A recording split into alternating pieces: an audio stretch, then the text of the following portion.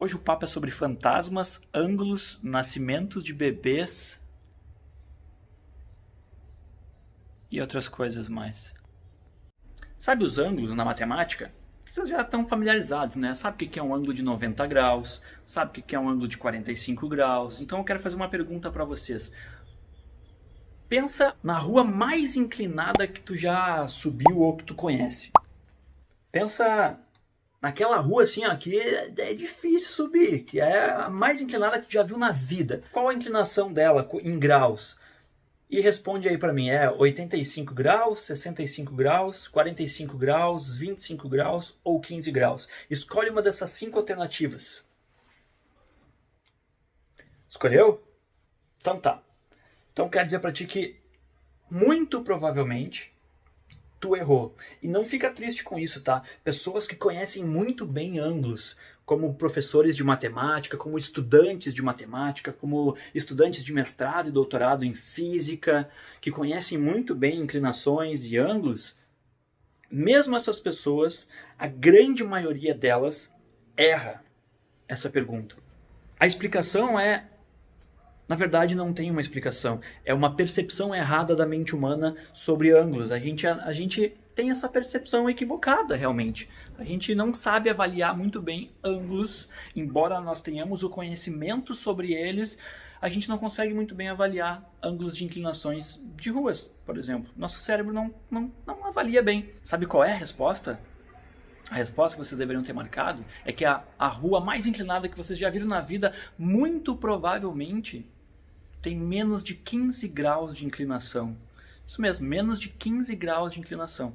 A maioria das ruas tem menos de 15 graus e são raras, raríssimas as ruas que têm uma inclinação maior que 15 graus. Se tu pegar as equações, a própria física estabelece que o limite teórico, ou seja, é o limite máximo mesmo, que um carro, que um veículo tracionado por duas rodas, com tração nas duas rodas, pode subir é 30 graus. Com pista seca, com pista molhada, o limite teórico é 20 graus. Ou seja, a física nos diz que um carro com tração em duas rodas não consegue subir uma pista molhada com mais de 20 graus. A maioria das ruas tem uma inclinação média abaixo de 15 graus. De fato, a rua mais inclinada do mundo é a Baldwin Street, que fica em Dunedin, na Nova Zelândia. Ela tem uma inclinação de 19 graus. É a rua mais inclinada do mundo.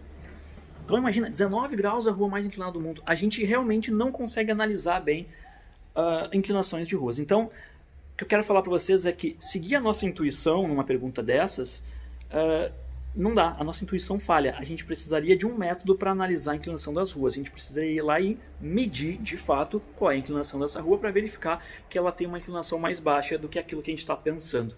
Seguir a nossa intuição para analisar a realidade sem um método, sem uma metodologia, é a base para o surgimento de superstições. Vou dar mais um exemplo para vocês. A minha mãe, ela costumava dizer assim, e acho que isso não é somente da minha mãe, tá? Acho que a mãe ou as avós de vocês certamente já devem ter falado isso, que quando elas derrubam um talher, tipo um garfo, uma colher ou uma faca, elas falam assim, ó, vai chegar a visita em casa hoje. Se derrubou um talher é fato, chega a visita em casa. Elas diziam isso. E aí, como é que funciona o nosso cérebro? A gente sempre tenta achar padrões onde, na verdade, não existem esses padrões. E como é que funciona? Foi lá, minha mãe derrubou um talher no dia e fala, ó, vai chegar a visita. Aí naquele dia não chega a visita. Como não chegou ninguém, ela esqueceu que ela derrubou um talher. Porque derrubar um talher não é uma coisa muito significativa, certo? Foi ali, tá fazendo alguma coisa e derrubou. Então, esqueceu. Aí passou alguns dias, ela foi lá e, sei lá, estava fazendo alguma coisa, derrubou o talher e falou, ó, vai chegar a visita. E naquele dia não chega a visita. Então, novamente, o fato dela ter derrubado o talher não foi significativo. Porém, numa certa situação, chegou a visita. Ela derrubou o talher, falou, ó, vai chegar a visita. E aí, naquele dia, chegou uma visita em casa. Aí, ela lembra, ó, eu falei que ia chegar a visita, eu derrubei o talher, tinha certeza. aquele fato de ter derrubado o talher naquele dia foi significativo.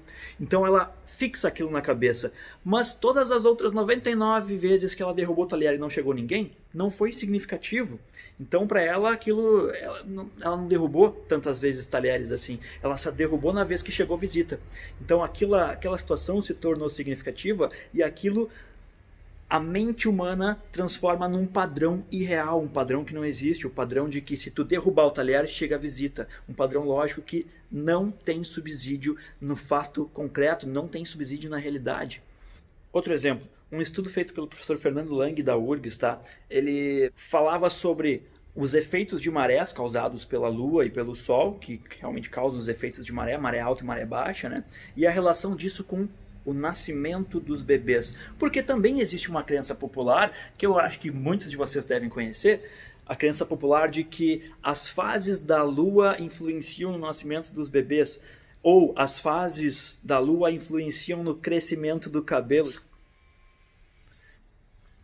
A alegação dos astrólogos é que, se a Lua influencia nas marés, se ela consegue fazer os oceanos, né, subirem e descerem, como que elas não iam influenciar nos líquidos corporais, como por exemplo os líquidos intrauterinos ou os líquidos corporais aí que estão relacionados com o crescimento do cabelo, enfim, essa é a alegação deles. Então, o professor Fernando Lang se deu ao trabalho de fazer um artigo falando sobre as forças de marés e incluiu nesse artigo um estudo feito com mais de 100 mil datas de nascimento de alunos que se inscreveram no vestibular da URGS desde a década de 30 até os anos 80, tá? E ele tentou achar uma correlacionar as datas de nascimento com as fases da Lua, com o calendário lunar. E ele se deu ao trabalho de fazer isso e sabe o que ele encontrou? Nenhuma correlação. Nenhuma correlação entre fases da Lua e nascimento dos bebês. Então, assim, tu acha também que existe uma correlação entre as fases da Lua e o crescimento do cabelo? Não, não existe nenhuma correlação, ok? Mas a mente humana encontra esses padrões porque a filha do meu vizinho ganhou o filho dela quando a Lua estava mudando de minguante para crescente. E as pessoas acabam reforçando isso e encontrando um padrão que não existe na realidade. O nosso cérebro gosta muito de encontrar padrões. Por exemplo, já ouviram falar de pareidolia? Pareidolia é a tendência do nosso cérebro de reconhecer rostos onde não existem rostos ou formas familiares, né? Como, por exemplo, o caso de as pessoas enxergarem o rosto de Jesus numa formação rochosa em Marte, ou o rosto numa torrada, já ouviram isso? Ou encontrar formas conhecidas de rostos nas nuvens, por exemplo. Isso é o nosso cérebro tentando encontrar um padrão onde ele não existe de fato. Então, eu quero contar uma outra história para vocês. Tem uma jornalista americana. Essa jornalista americana fez uma palestra no TED Talk e ela revelou o seguinte. Ela disse que ela se mudou para uma casa e só que ela tinha a certeza que aquela casa era mal assombrada, que tinha um fantasma na casa dela.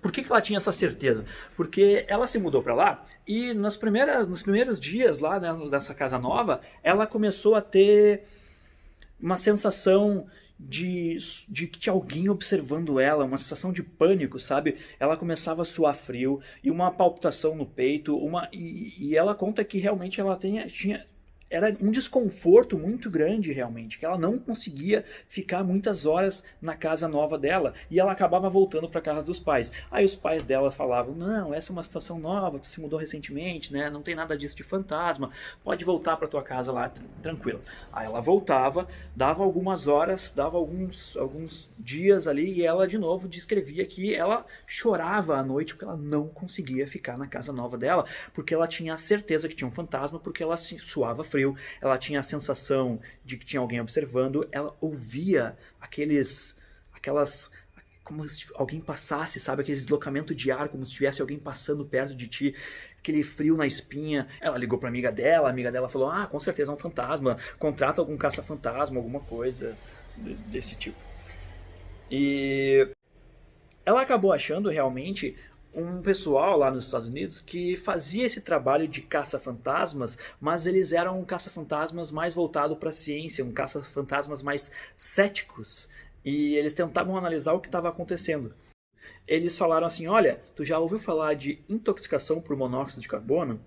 Ela foi pesquisar, viu que intoxicação por monóxido de carbono, os efeitos são alucinações, suor frio, sensação de pânico. Então, casava muito bem com aquilo que ela estava sentindo. Ela chamou os bombeiros, ela disse que estava precisando de ajuda, que achava que tinha um vazamento na casa dela, e os bombeiros foram lá e realmente encontraram um vazamento lá de monóxido de carbono. Os bombeiros falaram para ela que, olha, foi muito bom ela ter ligado, porque mais alguns dias ela ia acabar morrendo, ela estava correndo perigo, estava se intoxicando com monóxido de carbono. E daí a gente pensa assim, porra, sabia que 37% dos americanos acreditam em casas mal assombradas, acreditam em fantasmas? E é comum lá, em função do inverno rigoroso, assim como é comum aqui também, a utilização de aquecedores a gás natural, que utilizam gás de cozinha. E a combustão incompleta do gás natural produz monóxido de carbono. Então a gente pode se perguntar assim, pô, será que muitos desses casos de fantasmas e tal, não é a pessoa estar correndo perigo realmente por causa de uma intoxicação?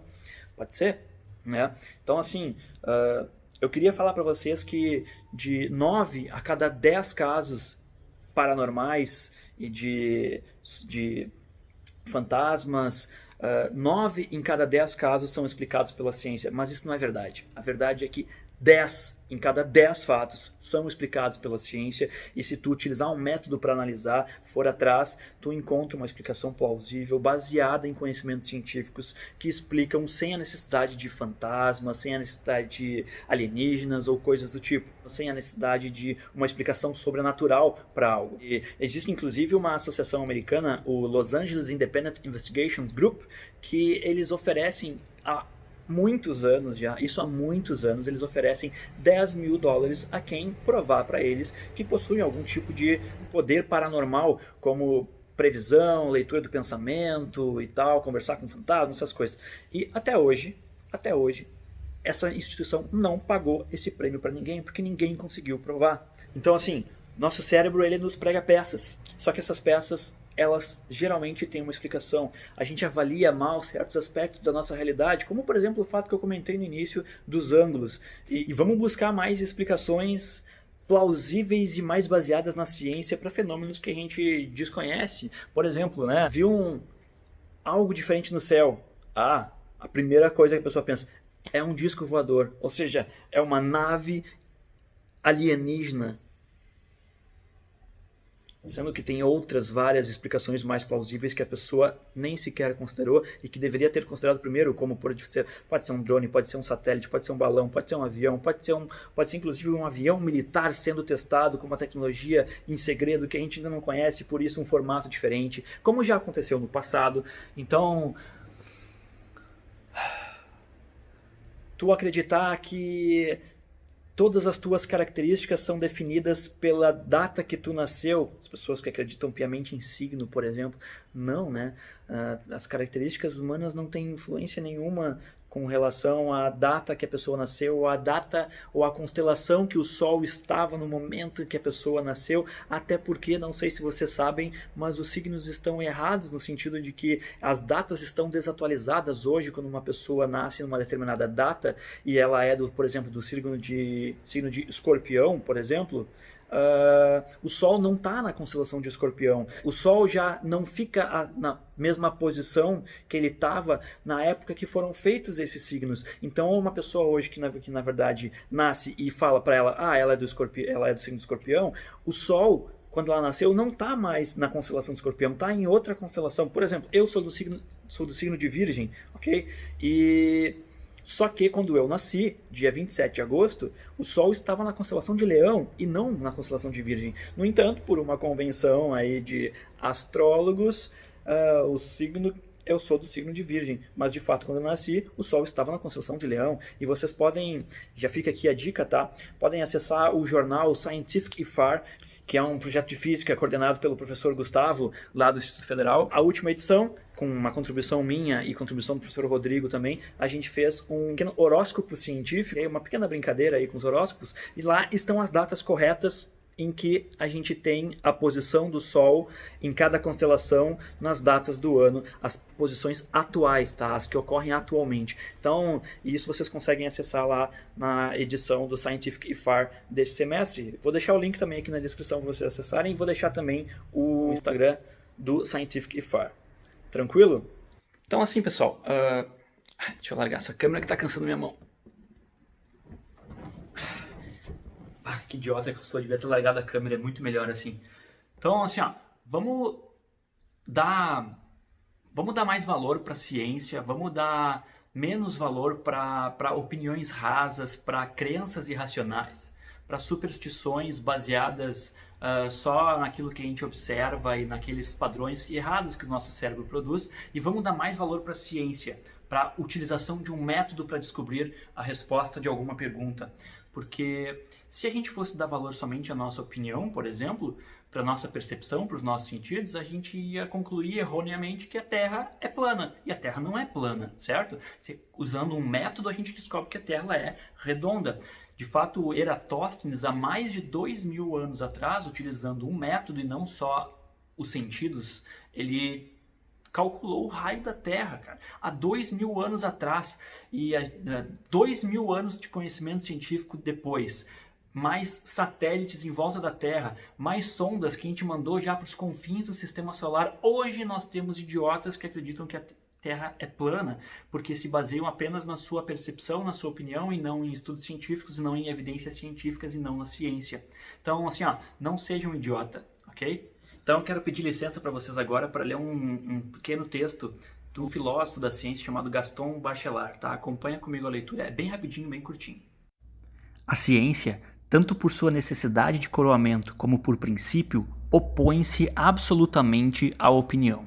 Se, em determinada questão, ela legitima a opinião, é por motivos diversos daqueles que dão origem à opinião, de modo que a opinião está, de direito, sempre errada.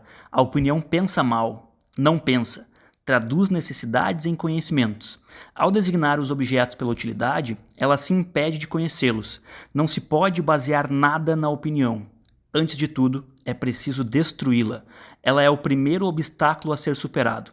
Não basta, por exemplo, corrigi-la em determinados pontos, mantendo, como uma espécie de moral provisória, um conhecimento vulgar provisório. O espírito científico proíbe que tenhamos uma opinião sobre questões que não compreendemos, sobre questões que não sabemos formular com clareza. Em primeiro lugar, é preciso saber formular problemas. E, digam o que disserem, na vida científica os problemas não se formulam de modo espontâneo. É justamente esse sentido de problema que caracteriza o verdadeiro espírito científico. Para o espírito científico, todo conhecimento é resposta a uma pergunta. Se não há pergunta, não pode haver conhecimento científico. Nada é evidente, nada é gratuito, tudo é construído. O Bachelard não está dizendo que tu não pode dar a tua opinião. Tu tem todo o direito de ter a tua opinião sobre tudo aquilo que tu compreende. Tu pode até ter uma opinião sobre algo que tu não compreende? Tu pode ter. Desde que tu esteja disposto a ouvir diversas outras opiniões, sem preconceitos, e disposto, caso necessário, a aperfeiçoar a tua opinião ou até mesmo a abandonar ela, em face de novas evidências. Aliás, esse é o processo evolutivo da própria ciência, né? Não devemos aceitar nunca a ciência como algo definitivo, que não possa ser mudado. Aliás, a gente está enfrentando... Esse é um dos problemas atuais, né? A gente perdeu um pouco daquela hierarquia do conhecimento que a gente tinha antigamente, onde tu dava ouvidos às pessoas que realmente estudaram, especialistas em determinados assuntos. Hoje as pessoas parecem que elas sabem de tudo. E o nome disso, inclusive, é efeito Dunning-Kruger. Dá uma pesquisada para te dar uma olhada sobre isso. Mas então, dito isso, deixa aqui nos comentários qual a tua opinião sobre esse vídeo aqui, sobre as ideias que eu comentei lá no início sobre a formação de padrões errados pelo nosso cérebro, sobre superstições, sobre ciência no modo geral, sobre o texto que eu li do Bachelard, tá? Deixa a tua opinião aqui nos comentários. E aproveita e tenta dar uma lida no comentário das outras pessoas e curte aqueles comentários que tu te identifica mais, a opinião das outras pessoas que tu te identifica mais. Então é isso, não esquece de curtir esse vídeo, eu vou agradecer muito se tu fizer isso, e de também compartilhar o vídeo com em outras redes sociais para que a gente possa ter mais opiniões aqui embaixo para fortalecer ainda mais esse debate. Tranquilo? Então, muitíssimo obrigado pela tua atenção até aqui, tá? E até a próxima.